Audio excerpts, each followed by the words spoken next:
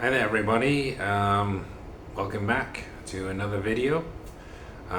Been away for a few weeks, just being super busy with work and stuff. So if you're new to the channel, this channel is talking about my experiences being a teacher in Asia, teaching English, which I've been doing for about 10 years now. That's, quite a surprise that I've been doing it this long. Wow, 10 years. Anyway, most of that journey has been in China. Now I'm in Thailand, enjoying the sunny weather here. But I've just been discussing in my previous videos my journey. How did I get into this kind of work? How did I get from Little Britain all the way over to Asia? I know I went by plane, but how did I end up moving to China? Certainly 10 years ago, that wasn't a common thing to do at all. And my family kind of thought it was very strange I was going to do this. So anyway, so last time I spoke to you, I was talking about my first job. It was in Beijing, and I was only supposed to be there for a few months. Originally, I was supposed to move to another city in China called Changzhou. That was the place I'd originally chosen when I accepted the job. I was given an option. So anyway, I was starting just working in the center in the north of Beijing. I can't remember the name, Tongwan or something. Anyway, I worked there for a few months, and I was starting to get the hang of it a bit. Still, I wasn't much of a performer, so and this kind of teaching is very performative. It's a lot of, acting, and you got to get the kids interested, and you have to be pretty, loud and kind of enthusiastic, even when you don't want to. So anyway, so I spent 3 months at that center. And it came to the time where they said to me, okay, we sorted things out with the immigration, because there was originally a problem. The government had changed the rules when I arrived there with regard to visas. And as I explained in the last video, the rule was that now your visa, when you made the visa, whichever city it was, you had to work in that city.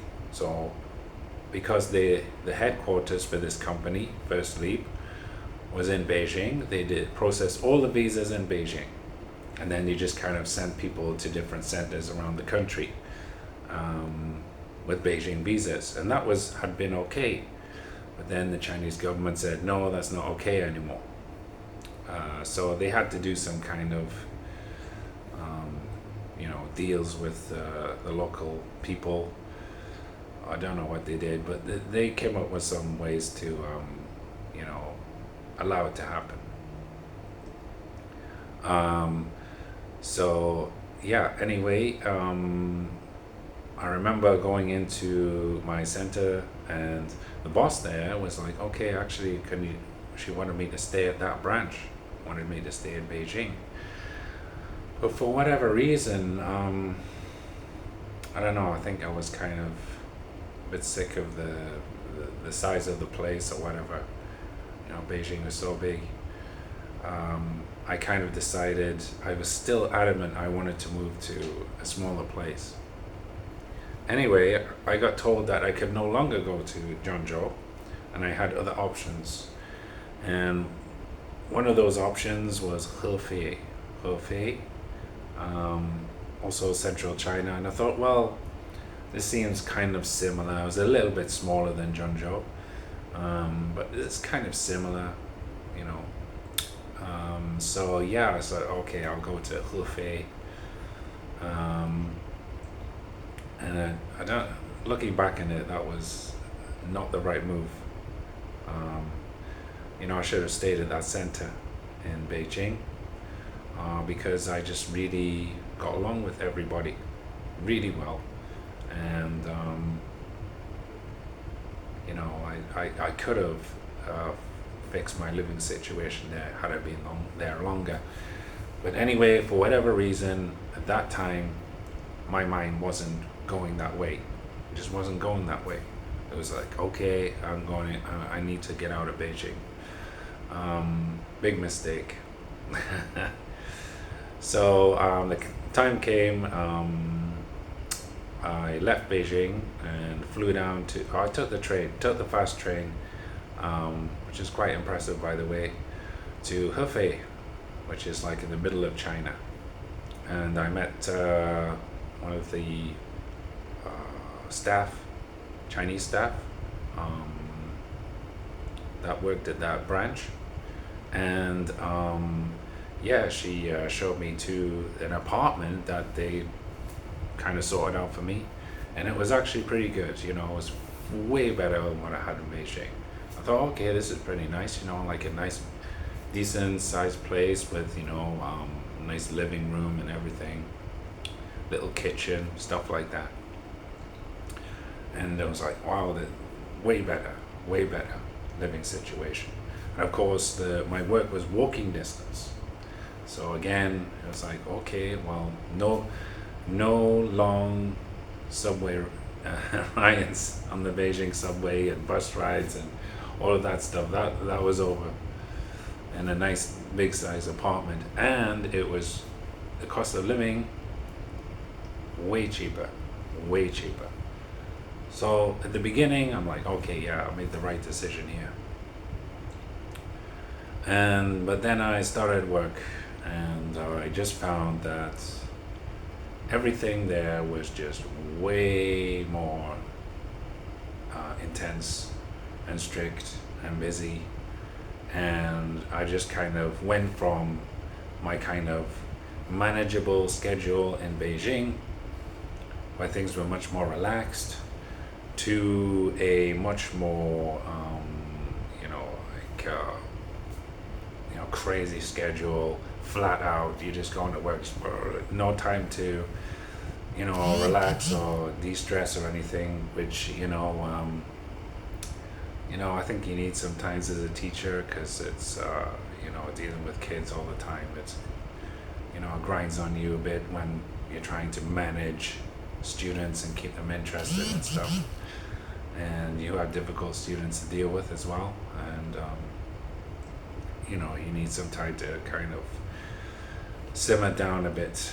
But there's no time for that. And there's also no time to do preparation, really. You just have to rush through everything. And of course, after a while, you probably find shortcuts and things, but it was just, it was like an avalanche. And, I just found it very difficult to handle working at that place. The management there seemed pretty full on. And, they would do things like, they would have assessments of how you were teaching, periodically, once a month or whatever. And it went from being kind of a more relaxed assessment where, okay, the boss would come in and just say, okay, I'm going to watch this class. And then they watch the class, and then they give you feedback at the end. And it'd be, positive with some things to improve on. But then it went from that to, okay, we're going to spend several hours with you, sort of going through preparation for the class, showing you how to teach the class, then you show them how to teach the class, and then you teach the class, and then they'll give you feedback. And it's just, I was like, whoa, this is a lot. And I didn't have much confidence at that point. And I just started to get really unhappy there, working at that place. I liked the area. Everything seemed more convenient and had a nice place, but I just felt at that point in my career, with me being new and inexperienced, I needed somewhere that was going to be a bit more kind of quieter and less intense and just more kind of more relaxed, I think, till I got my confidence and experience, and that I can get to a point where I can handle the more stricter, more intense, much busier situation. So anyway, I was there for a few months, and the opportunity came up for me to get out of there, basically, at least for a couple of weeks or 3 weeks. So in another province, in a city called Wuhan, you might have heard of it, they needed a cover teacher. And it was a franchise school, so it wasn't really run by corporate, firstly, but it was a separate owner, but they kind of bought the material and the rights to the program and everything. And so I thought, okay, I'll do it. I'm just like, my boss asked me and my co-workers, co-teachers, and I said, look, okay, I'll do it, no problem. And so I got the train over there, and I started working at this place, and I recognized that I'd gone from being by far the worst teacher where I was to being the best teacher, because there they just had part-timers who were brand new, and I actually had more experience than them. And all of a sudden I just felt much more empowered and confident, and I was doing a pretty good job there, and so much so they were like, okay, we don't want you to leave. So I was there for a few weeks, and I thought, you know what, this place is I'm much more comfortable here at the moment, and I don't want to go back to the other place where I just felt out of my depth, because they were just so much better than me at that place, at that point anyway. And I think I just needed somewhere where I could feel that I wasn't terrible. And I think sometimes that is that's helpful when you're learning a new profession or whatever.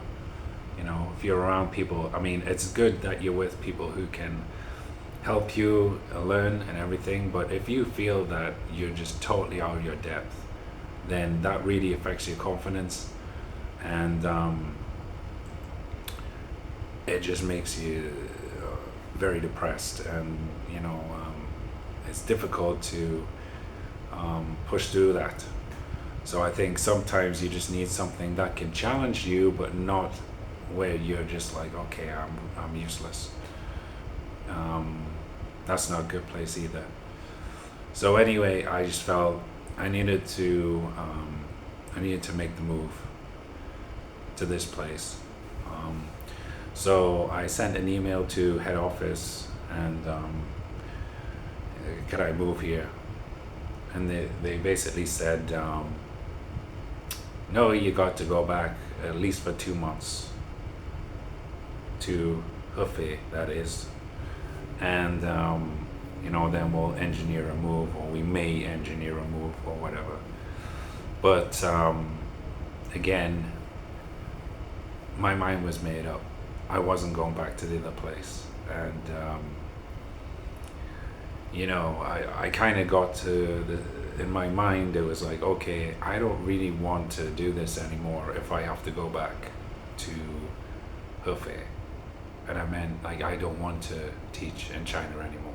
So it was either find a way to stay at this branch in Wuhan, where I thought I could you know, be happier, or go back for 2 months to a place I really didn't want to be and just be miserable, and maybe I get to leave, transfer, that is. And yeah, so I did something that was probably not very honorable, I would say, but I felt that I had no other option. So it was either change to Wuhan from Hefei, or just go home. And so I think I'll leave that hanging and tell you in the next video what happened. So anyway, thanks for listening, guys.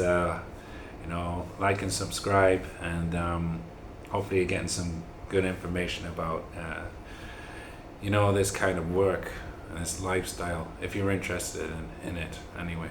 So anyway, see you next time. Bye bye now.